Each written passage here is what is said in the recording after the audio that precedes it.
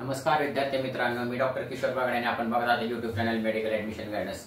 या चॅनलद्वारे medical admission संदर्भात सर्व माहिती अतिशय नियोजनबद्ध पद्धतीने विद्यार्थी व पालक यांच्या गरजा लक्षात घेऊन वेळोवेळी प्रसारित केली जाते।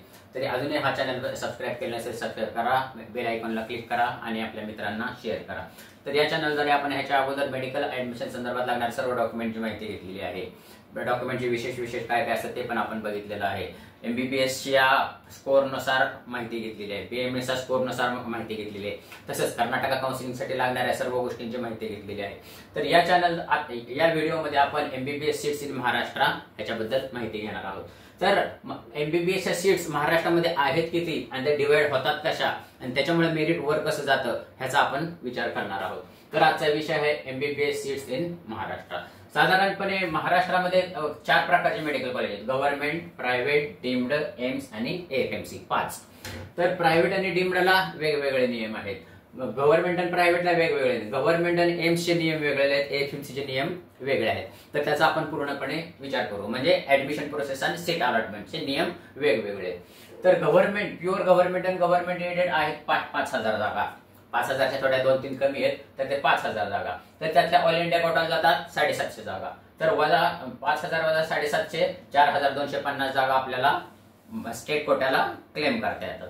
त्यातले 50% रिझर्वेशन आहे आपल्याला गव्हर्नमेंटला।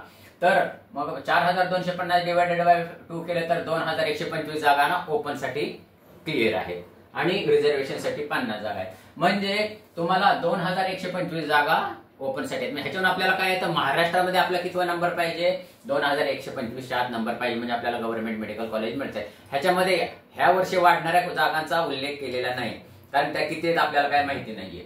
तर ह्याच्यावर म्हणजे महाराष्ट्रामध्ये आपला कितवा नंबर येणार आहे म्हणजे SML state merit list number, त्याच्यावर मी पुढचा व्हिडिओ जेव्हा वेळ येईल तेव्हा व्हिडिओ बनवणार आहे, कारण ती अजून पुढची गोष्ट आहे। आता जरी समजा तुम्हाला सांगितलं तर ते तुमच्या लक्षात येणार नाही। फक्त एवढं लक्षात घ्या, SML हा रिझल्ट लागल्यानंतर 15 ते 20 दिवसांनी येतो आणि त्याच्यावरून आपल्याला महाराष्ट्रामध्ये आपण कितवा आहे हे लक्षात येतं। तर गव्हर्नमेंटच्या जागा आहेत 1,025 ओपन साठी।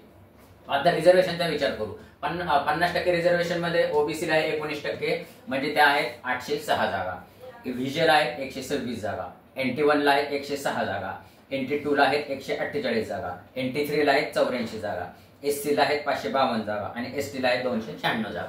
म्हणजे मित्रांनो ह्या जेवढ्या जागा आहेत त्याच्या तेवढा आपला SML पाहिजे, म्हणजे स्टेट मेरिट लिस्ट नंबर पाहिजे, म्हणजे आपण सेफ आहोत। त्याच्यावर साधारणपणे 5-10 असले तरी आपण सेफ आहोत, पण तेवढे असले म्हणजे सेफ आहोत। हे झालं गव्हर्नमेंटचं। आता प्रायव्हेट मेडिकल कॉलेजचा विचार करूया। प्रायव्हेट मेडिकल कॉलेज आणि डीम्ड युनिव्हर्सिटी मेडिकल कॉलेज वेगवेगळे आहेत। तो आपण प्रायव्हेट आणि डीम्ड मेडिकल कॉलेजवरच्या व्हिडिओ मी सेपरेट करणार आहे, त्याच्यामध्ये तुमचं सगळं क्लिअरिफिकेशन होईल। ह्याचं फी स्ट्रक्चर वेगळे, ह्याचं फी स्ट्रक्चर वेगळे आहे। प्रायव्हेटला रिझर्वेशन आहे, डीम्डला रिझर्वेशन नाही। तर प्रायव्हेटला जागा किती आहेत 1,350, पण प्रायव्हेट MBBS ला ऑल इंडिया कोटा नाहीये, know all India quota for the private MBBS college. पण प्रायव्हेट BMS कॉलेजला आहे, प्रायव्हेट BMS कॉलेजला ऑल इंडिया कोटा आहे, एवढं लक्षात घ्या। तर प्रायव्हेट मेडिकल कॉलेजला 3,170 जागा आहेत ऑल इंडिया कोटाने। आता रिझर्वेशन किती आहे 25% आहे, त्याच्यावरून आपण लक्षात घेऊ। आता OBC साठी 301 जागा आहेत, VJ साठी 50 जागा आहेत, NT1 साठी 40 जागा आहेत, NT2 साठी 55 जागा आहेत, NT3 साठी 32 जागा आहेत, SC साठी 206 जागा आहेत आणि ST साठी 110 जागा आहेत। तर मित्रांनो ह्या आणि ह्या जागा एकत्र केल्या तर तुमचा SML वाढतो। म्हणजे आता ह्याच्यामध्ये कसं आहे, रिझर्वेशनला फी स्ट्रक्चर खूप कमी आहे प्रायव्हेट साठी, त्याच्यावरून म्हणजे तुम्हाला ह्या ज्या जागा आहेत त्याला तुम्ही सेमी गव्हर्नमेंट म्हणता। तुमच्या डोक्यामध्ये जे सेमी गव्हर्नमेंट आहे, तर प्रायव्हेट मेडिकल कॉलेजच्या स्टेट कोट्याच्या जागा आहेत त्यालाच तुम्ही सेमी गव्हर्नमेंट म्हणता आणि रिझर्वेशनला ज्या जागा आहेत त्याला सेमी गव्हर्नमेंट म्हटलं जातं। तर प्रायव्हेट मेडिकल कॉलेजच्या आपण जागा बघितल्या। आता डीम्ड मेडिकल कॉलेजच्या आपण जागा बघूया। डीम्ड मेडिकल कॉलेजला 2,450 जागा आहेत, 2,050 जागा आहेत आणि त्याचं फी स्ट्रक्चर साधारणपणे 18 लाख ते 25 लाख आहे। आपल्या महाराष्ट्रामध्ये जे काही 12 डीम्ड मेडिकल कॉलेज आहेत, डीम्ड MBBS मेडिकल कॉलेज, त्यातल्या सगळ्यात कमी स्ट्रक्चर कराड म्हणजे प्रवरा डीम्ड मेडिकल कॉलेजचं आहे 18 लाख रुपये। त्याच्यानंतर मग साधारणपणे 20 ते 22 लाख रुपये कृष्णा मेडिकल कॉलेजचा आहे, भारती मेडिकल कॉलेजचा आहे सांगली आणि पुणे। तसंच MGM औरंगाबाद, मुंबई, वाशी आणि वर्ध्याचं जे काय आहे ते हे दत्ता मेघे. आणि DY पाटीलचं फी स्ट्रक्चर थोडंसं जास्त आहे, 22 ते 23 लाख कोल्हापूरचं आहे, पुणे आणि मुंबईचं 25 लाख आहे. तर त्याच्याप्रमाणे ते तो ऍडमिशन घेतात. त्याच्यावर मी सेपरेट व्हिडिओ बनवणार आहे, तर तो तुम्ही पाहावा. जर गव्हर्नमेंटचं झालं, प्रायव्हेटचं झालं, डीम्ड झालं, डीम्डला कुठलेही रिझर्वेशन नाही, 0 रिझर्वेशन आहे. ऑल इंडिया कोटा पण रिझर्वेशन नाहीये. आणि त्याच्यानंतर आता एम्स हे प्युअर गव्हर्नमेंटचं कॉलेज आहे, Indian institute of medical science. आलं का लक्षात? तर ह्याच्या जागा आहेत आपलं महाराष्ट्रामध्ये नागपूरला आहे, त्याला जागा आहेत 125. ह्याला फक्त 3च रिझर्वेशन, OBC, SC, ST. आता इथं तुम्हाला OBC सेंट्रल सर्टिफिकेट लागतं, इथं OBC सेंट्रल सर्टिफिकेट लागत नाही गव्हर्नमेंटला. इथं OBC सेंट्रल सर्टिफिकेट लावावं लागतं SC आणि ST. इथं VJ NT1, NT2, NT3 हा रिझर्वेशन नाहीये एम्सला, म्हणून मी वेगळं घेतलं. त्याच्या पण 125 जागा आहेत. आणि FMC ला जागा आहेत 150.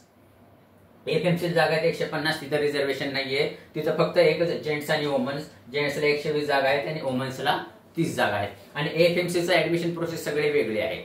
तर FMCची ऍडमिशन प्रोसेस 2 मिनिटांमध्ये मी तुम्हाला सांगतो. ज्या मुलांना FMC म्हणजे लष्करामध्ये जायचं आहे, तर त्यांनी MCC वरून हे करायचं, रजिस्ट्रेशन करायचं आणि तिथे एक कॉलम असतो इंटरेस्टेड इन FMC. मग FMC वर क्लिक केल्यानंतर तो सगळा डाटा FMC ला पाठवला जातो आणि त्यांची ऍडमिशन प्रोसेस वेगळे असते, कारण तिथे फिजिकल फिटनेस खूप महत्वाचा असतो. फिजिकल टेस्टिंग घेतली जाते. FMC मध्ये जर एखाद्याला 630 मार्क आहेत, पण तो फिजिकल फिटनेस मध्ये नापास झाला आणि ज्याला एखाद्याला 590 मार्क आहेत आणि त्याचा फिजिकल फिटनेस पास झाला, तर 590 वाल्याला ऍडमिशन मिळतं. ते काय, तो त्यांचा भाग आहे, तो आपला भाग नाहीये, कारण तिथं लष्कर आहे, त्याचे नियमच वेगळे आहेत. तर मला वाटतं की तुम्हाला सगळा असा अंदाज आला असेल, गव्हर्नमेंट, प्रायव्हेट, डीम्ड, एम्स आणि FMC. तर ह्याच्यावरून तुम्हाला अंदाज येईल की आपला किती SML येईल आणि त्याच्यावरून आम्ही ह्याच्यावरूनच सगळ्यांना सेफ स्कोर काढत असतो. तर एवढं सांगून आजचा विषय संपवतो. अशा नियोजनबद्ध पद्धतीने तुम्हाला जर माहिती पाहिजे असेल तर ह्या चॅनलला सबस्क्राईब करा, आपल्या बेल आयकॉनला क्लिक करा आणि महाराष्ट्राची संस्कृती एकमेक सहाय्य करू अवघे धरू सोपंत या संस्कृतीप्रमाणे आपल्या मित्रांना शेअर करा. एवढं सांगून आजचा विषय थांबवतो. जय हिंद, जय महाराष्ट्र.